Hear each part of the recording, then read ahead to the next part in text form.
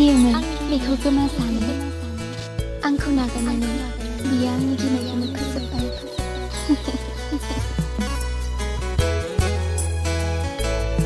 जिउआ बिराद समायना हान्थिनाय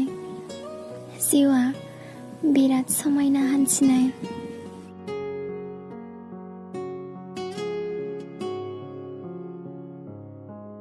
गोबां मानसि लोगो मोनगोन जिउआव जेराव सोरबा थालांगोन सोरबा थांगोन मिनिनो आंबो रोंगौमोन सोरबा गाबनो फोरोंलांबाय रायलायोमोन आंबो गोबां सोरबा सिरि थानो फोरोंलांबाय जिउआव लोगो जाना फैयो सोरबा आरो सिमां जानानै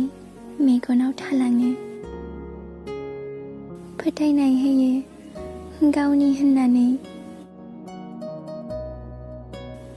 नाथाय मिथिया मानो समजों लोगोसे सोलायलाङो खोथाया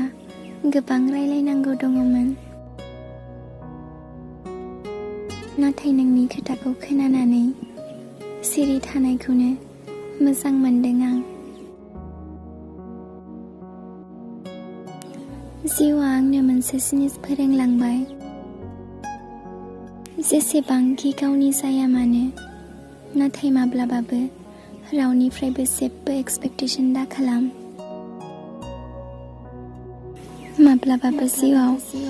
जेखौबो रिस्क लानो गिनाङा देरहागोन बा जेनखागोन जुदि जिउखौ बुजिनोबा उनथिं नाहर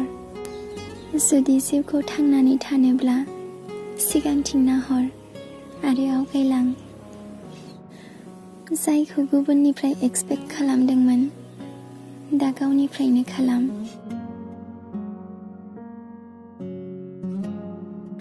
मोजां आरो सैथोखौ नों जेरावखि नागिरा मानो जुदि बियो नोंनावनो गैयाब्ला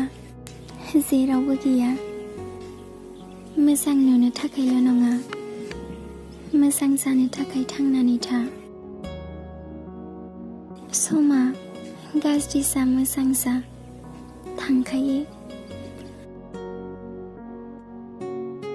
नाथाय बुंनाय राव आरो मानसि